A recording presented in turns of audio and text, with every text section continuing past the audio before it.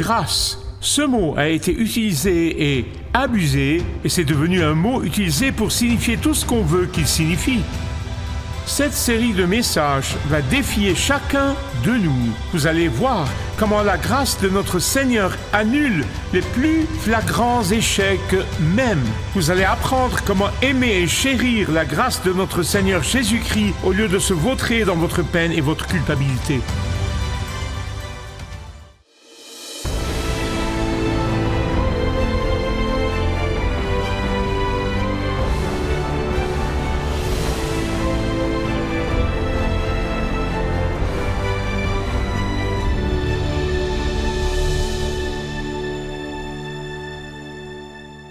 Écoutez cette histoire.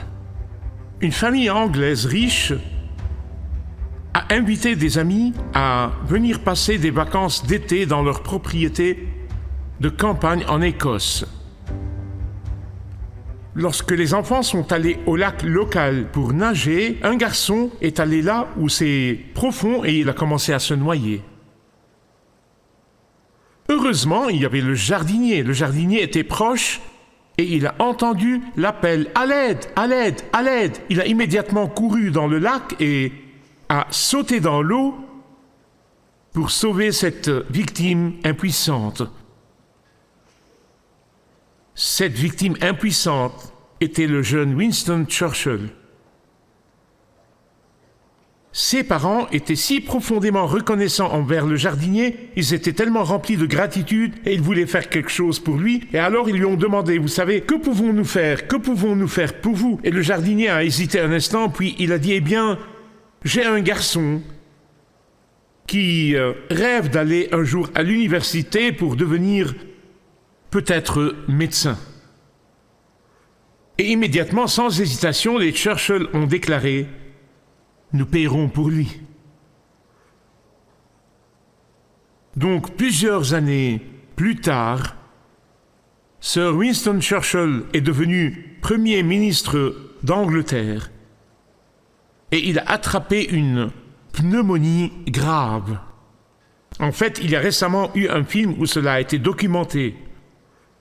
Le roi, le père de la reine Élisabeth, aimait vraiment Winston Churchill et se souciait profondément de lui. Il se préoccupait de sa santé. Il a donc lancé un appel pour trouver le meilleur spécialiste du pays, quelqu'un qui puisse vraiment venir aider le premier ministre malade. Et ainsi, ils ont trouvé ce médecin, et ce n'était autre que Sir Alexander Fleming. L'homme qui, entre autres, a découvert la pénicilline, le soufre et tout ça. Le docteur Alexander Fleming n'était autre que le fils du jardinier qui a sauvé la vie de Winston Churchill plusieurs années auparavant. C'est peut-être une coïncidence. Il y a peut-être une autre situation comme celle-ci que vous connaissez probablement, mais elle illustre le principe biblique de la semence et de la récolte. Mais avant de continuer, nous aborderons cet épisode de la vie de Jacob. Nous avons commencé cette série de messages de la vie de Jacob. Nous l'avons intitulé « La peur trompe, mais la grâce libère ou nous libère ». Mais avant d'arriver là, je veux vous dire que dans le Nouveau Testament, parce qu'il y a une distinction, mais dans le Nouveau Testament, lorsque vous venez à Jésus-Christ en vous abandonnant à lui et en le recevant comme l'unique sauveur et Seigneur de votre vie, tous vos péchés, passés, présents et futurs, tous les péchés sont couverts par le sang de Jésus-Christ et sont pardonnés. Amen. Pourtant, souvent, les cicatrices des péchés ou les conséquences de ce que nous avons semé dans le passé, ces cicatrices ne durent parfois pas seulement longtemps, mais pour la vie.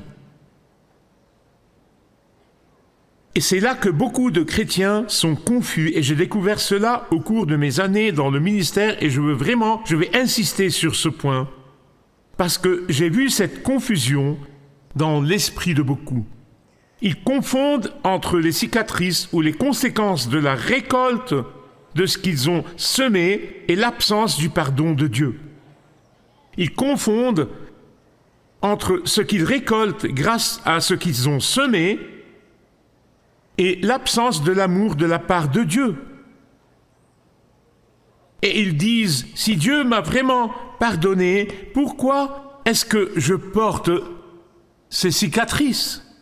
Ce serait comme un petit garçon à qui ses parents disent à plusieurs reprises, ne touche pas au poil, ne touche pas au poil, ne touche pas au poil, ne touche pas au poil. Mais ensuite, il décide d'essayer et de le faire lui-même.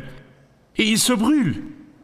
Et les voilà assis dans l'ambulance, emmenant leur fils à l'hôpital. Et le garçon dit, « Maman, papa, je suis désolé, pardonnez-moi. » Qu'est-ce qu'ils feront? Bien sûr, ils lui pardonneront, non?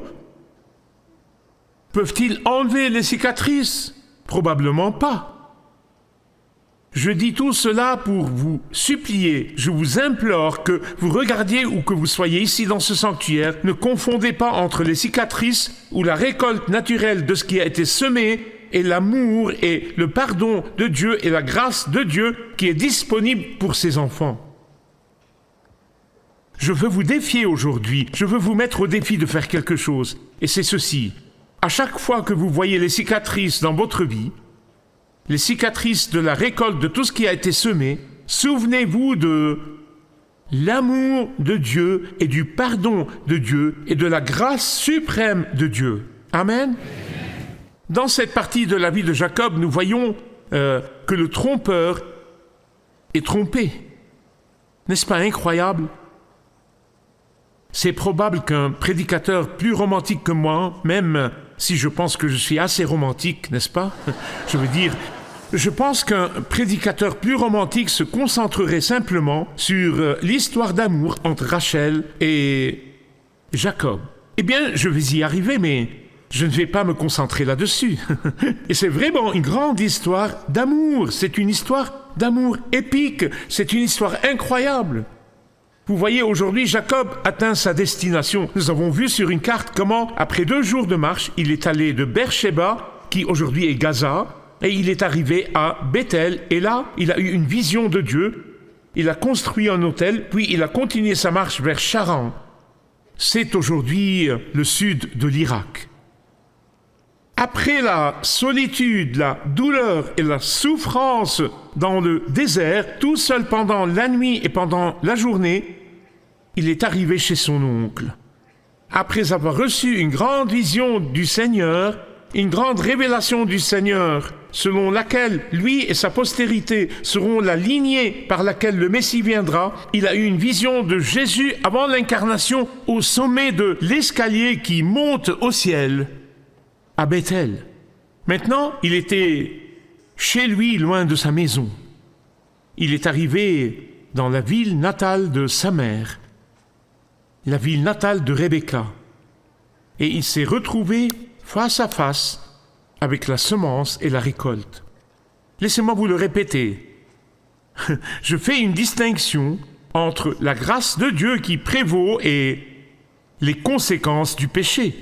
Maintenant, je le répète, j'insiste là-dessus parce que je l'ai vu dans mon expérience personnelle en parlant aux gens et en exerçant mon ministère avec eux. Certains croyants sont peut-être chrétiens depuis des années et pourtant ils continuent à vivre avec une fausse culpabilité. Et la fausse culpabilité est très différente de la conviction. Lorsque nous sommes convaincus du péché, nous nous repentons et nous nous tournons vers le Seigneur et nous recevons son pardon quotidiennement. Mais la fausse culpabilité est différente.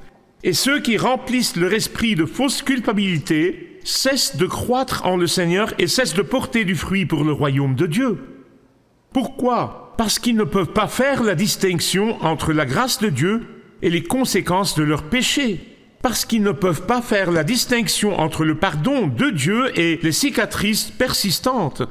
Parce qu'ils ne comprennent pas ou ne veulent pas comprendre que sur la croix, tous nos péchés sont pardonnés, quelles que soient les cicatrices. Ainsi, quand Jacob est arrivé à Charan et a vu sa cousine Rachel, mon Dieu, il est tombé amoureux. Vous voyez, pour Jacob, Rachel, c'était le coup de foudre. Mon Dieu, je veux dire, pauvre vieux Jacob, il est tombé complètement amoureux. Je veux dire, il est tombé éperdument amoureux de Rachel. Il a même essayé de montrer une force surhumaine. Normalement, cette pierre au-dessus de ce puits, il fallait plusieurs hommes pour la déplacer, mais il allait se pavaner, alors il y est allé et l'a retirée tout seul. Il s'est probablement fait vraiment mal. Jacob, son amour pour Rachel le rendait irrationnel, mais aussi le rendait irrationnellement patient. Irrationnellement patient. Je vais vous expliquer cela. Pauvre Jacob ferait tout ce qu'il faut, y compris 14 ans de travaux forcés.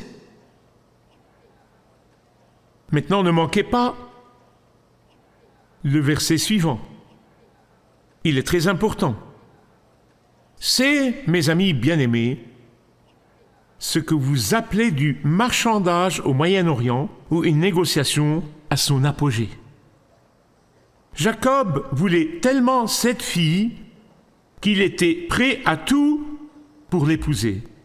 Oh, mais écoutez, oncle Laban était un homme rusé, le père de la famille, vous voyez, il l'a senti, il l'a vu dans ses yeux, je veux dire, il a pu le sentir, il a pu voir cet amour incroyable et il l'a exploité au maximum possible. À l'époque, c'était commun pour un invité de pouvoir venir séjourner 3 ou 4 jours maximum en tant qu'invité, puis de repartir. En fait, c'était comme ça dans l'Angleterre médiévale, vous voyez. Si quelqu'un reste plus de 4 jours en tant qu'invité, on reste de glace avec lui. Et c'est de là que nous obtenons l'expression « rester de glace ». C'est de là, lorsque l'on reste de glace avec vous, vous feriez mieux de prendre vos affaires et de partir. Et donc, il était prêt à travailler autant qu'il le fallait. Mais cet oncle manipulateur, verset 15, il a dit « Eh bien, ce n'est pas parce que tu es mon neveu que je ne devrais pas te payer quelque chose pour ton travail. » Attention, c'est une négociation, c'est du marchandage dans un bazar. Écoutez, mes chers amis, c'est ce qu'on peut vraiment appeler l'art des affaires. C'est vraiment l'art des affaires. Regardez ce qui se passe ensuite. Et s'il vous plaît, n'hésitez pas à comparer cela avec la culture de la gratification instantanée dans laquelle nous vivons. Jacob a déclaré « Je serai prêt à travailler pendant 7 ans pour avoir le privilège d'épouser ta plus jeune fille, Rachel. » Il pensait probablement que, comme dans la coutume de ces temps, cela était excessif. Normalement, ce serait 1 an ou 2. Et il espérait probablement que son oncle dirait « Oh, c'est trop, 1 ou 2 ans suffiront. » Mais malheureusement, son oncle rusé Laban a pris cette offre. Regardez le verset 20. Voici ce que vous pouvez souligner dans votre Bible. Les 7 ans lui parurent comme quelques jours parce qu'il aimait Rachel. N'est-ce pas merveilleux? Écoutez-moi. Il n'y a rien de mieux que de faire en sorte que votre femme se sente valorisée, chérie et appréciée. Maintenant, Marie, de nouveau, je veux vous parler en tant que mari et homme. Maintenant, épouse, vous pouvez écouter, mais pas de coude, s'il vous plaît. Les gars, je veux vous dire quelque chose. Si vous prenez le temps, au moins une fois par jour, et vous dites à votre femme combien elle est importante pour vous, combien vous l'appréciez, combien vous êtes béni de l'avoir, combien vous êtes reconnaissant envers le Seigneur pour elle, et combien elle compte pour vous, une fois par jour, je vous le promets, je vous fais une promesse. Dans 1 mois, même si vous êtes marié à la dame de fer elle-même, elle fondra. Puis-je avoir un amen? Cela vient des dames. Jacob adorait Rachel. Et son oncle rusé le savait. Oh, mais l'histoire se corse. Vous voyez, Rachel avait une sœur aînée, la pauvre vieille Léa. Et alors, le soir du mariage, quand ça porte malheur de voir la mariée, mon Dieu, ils ont utilisé ce narratif. Dans l'obscurité de la tente, la nuit, le vieil oncle rusé, Laban, lui a donné Léa à la place de Rachel. Après 7 ans de travail dur, après 7 ans d'attente patiente, après 7 ans de sueur et de sang, dans la nuit noire, Laban les a échangés et lui a donné Léa. De toute évidence, Léa s'était habillée comme Rachel. Léa sentait comme Rachel, elle devait avoir la même carrure que Rachel. Et c'est pourquoi, quand Jacob s'est levé le matin et a découvert ce qui s'est passé, il a paniqué. Je veux dire fondamentalement, vous le voyez même dans ses actions, je veux dire il a paniqué pour ne pas dire plus. Il est allé chez son beau-père, son oncle, et il s'en est pris à lui. Verset 25. « Pourquoi m'as-tu trompé ?» Waouh. Ça lui est retombé sur le coin du nez. Le trompeur a maintenant été trompé. Et le plus tragique, c'est que ce n'est pas la dernière fois que Jacob a été victime de tromperie. Nous le verrons au fur et à mesure dans les prochains messages. Le pardon, oui. La grâce, oui. Les cicatrices, elles persistent. Des conséquences, oui.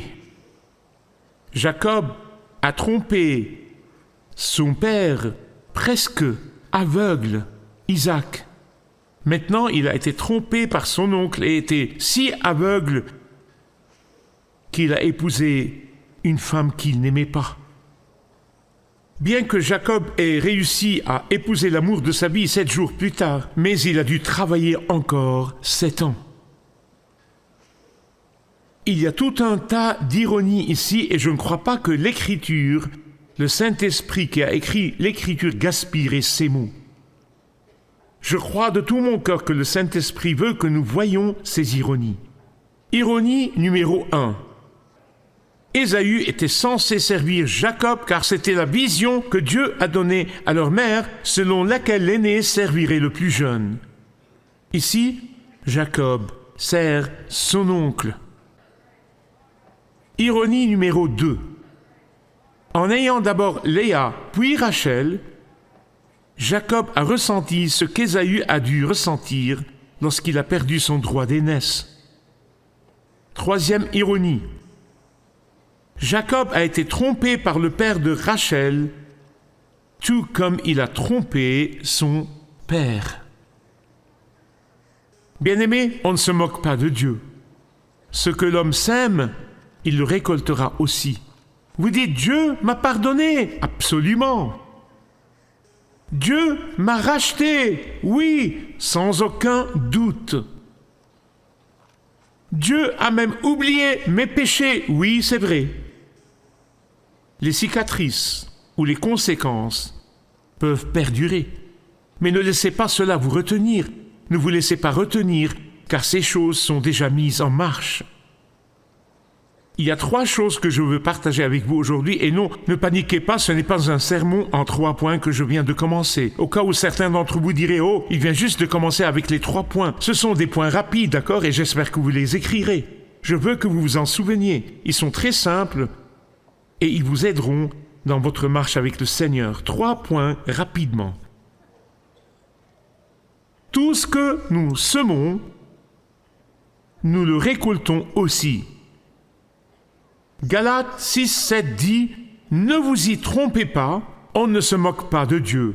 Ce qu'un homme aura semé, il le récoltera aussi. » Permettez-moi de vous poser une question. Si vous plantez du blé, qu'obtiendrez-vous? Du coton? Vous obtiendrez du blé, n'est-ce pas? Si vous plantez du maïs, vous n'obtiendrez pas de riz, vous obtenez du maïs. Ainsi, lorsque vous plantez l'amour, vous récolterez l'amour. Lorsque vous plantez l'amitié, vous récolterez l'amitié. Lorsque vous plantez la paix, vous récolterez la paix et vous deviendrez un artisan de paix. Le deuxième point est le suivant. La même proportion avec laquelle vous semez est celle avec laquelle vous récolterez. Maintenant, Je n'ai aucun mérite. Je ne suis pas si intelligent, je n'ai pas inventé ça. C'est Jésus qui a dit ça. D'accord ? Alors, avant que vous vous fâchiez contre moi, je vous dis seulement ce qu'il y a dans les Écritures. Parce qu'on ne peut pas semer un peu et s'attendre à une récolte abondante. Voici ce que Jésus a dit, Luc 6, 38. Donnez et on vous donnera, car on utilisera pour vous la même mesure que celle dont vous vous serez servi. Ce sont les paroles de Jésus. En fait, l'apôtre Paul l'affirme dans 2 Corinthiens chapitre 9. Il dit que celui qui sème généreusement récoltera généreusement. Le troisième point que je voudrais partager avec vous ce matin est le suivant. Peu importe le temps qu'il faut, quel que soit le retard, peu importe le nombre de mauvaises récoltes que vous pourriez rencontrer en cours de route, si vous continuez à semer régulièrement au temps convenable, vous obtiendrez une récolte. Alors laissez-moi vous demander, avez-vous prié pour quelque chose pendant si longtemps et vous n'avez pas encore reçu de réponse? Continuez à planter, continuez à prier, continuez à semer, à intercéder. Au bon moment, dites-le avec moi, avez-vous été fidèle au Seigneur et donné fidèlement de vous-même, mais vous n'avez pas encore vu la récolte abondante? N'abandonnez pas, n'osez pas abandonner. Continuez à planter, continuez à prier parce que la moisson approche. C'est une question de temps. Tout comme pour semer et récolter. Dans le cas de Jacob, ça a eu un effet négatif. Dans le cas de l'église familiale, ça a eu un effet positif. Bien-aimés, écoutez-moi. Semer et récolter, ça peut aller dans les deux sens. C'est neutre. Ça va dans les deux sens. Eh bien, quelqu'un ici pourrait dire, eh bien, vous savez, j'ai des cicatrices et elles m'empêchent de semer de bonnes graines. Laissez-moi vous dire ceci. La grâce de Dieu prévaudra. La grâce de Dieu l'emportera. Le fait même que Dieu a renversé le cas de Jacob, il renversera le vôtre. Ne laissez pas les cicatrices vous empêcher d'atteindre les étoiles. Ce n'est pas un cliché, c'est une vérité absolue. Réclamez le pouvoir suprême de la grâce de Dieu. N'oubliez jamais que la grâce suprême de Dieu peut écrire son dessein droit avec un crayon tordu, que sa grâce peut prendre un instrument tordu et l'utiliser avec puissance. La grâce de Dieu est plus puissante que toutes vos cicatrices passées. La grâce de Dieu peut polir le diamant le plus brut. La grâce de Dieu peut appeler les indignes. La grâce de Dieu peut aimer ceux qu'on ne peut pas aimer. La grâce de Dieu utilise l'inutilisable. La grâce de Dieu peut faire briller l'or le plus terne. La grâce de Dieu est plus que merveilleuse.